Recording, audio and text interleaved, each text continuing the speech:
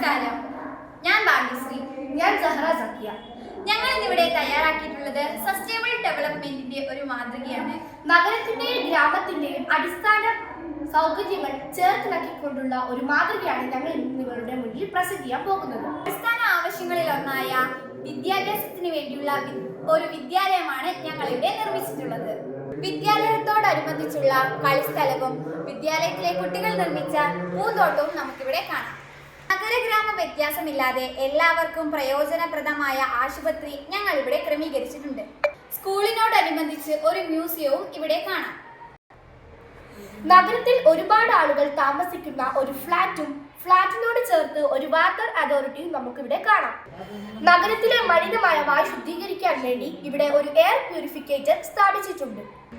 ഇത് നഗരത്തിലെ ഒരു സൂപ്പർ മാർക്കറ്റ് ആണ്. നഗരപ്രദേശങ്ങളും ഗ്രാമപ്രദേശങ്ങളും യോജിപ്പിച്ചുകൊണ്ട് ഇവിടെ നിരവധി റോഡുകൾ കാണാം.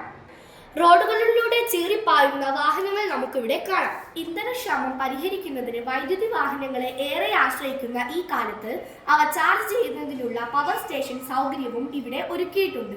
നഗരപ്രദേശങ്ങളിലെ ഫ്ളാറ്റുകളിൽ നിന്നും വ്യത്യസ്തമായി ഗ്രാമപ്രദേശങ്ങളിൽ നിരവധി കൊച്ചു വീടുകൾ നമുക്ക് കാണാം. വീടിനോടനുബന്ധിച്ച് വിശാലമായ കൃഷിഭൂമികളിൽ വൈദ്യുതി ഉൽപാദനത്തിനായി കാറ്റാടി യന്ത്രങ്ങളും ഇവിടെ കാണാം.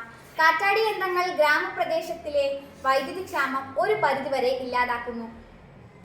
ഗ്രാമനഗര വ്യത്യാസമില്ലാതെ എല്ലാ കെട്ടിടങ്ങളും സൗരോർജ്ജം ഉപയോഗപ്പെടുത്തുന്നു എന്ന് നമുക്ക് ഇതിൽ നിന്ന് മനസ്സിലാക്കാം.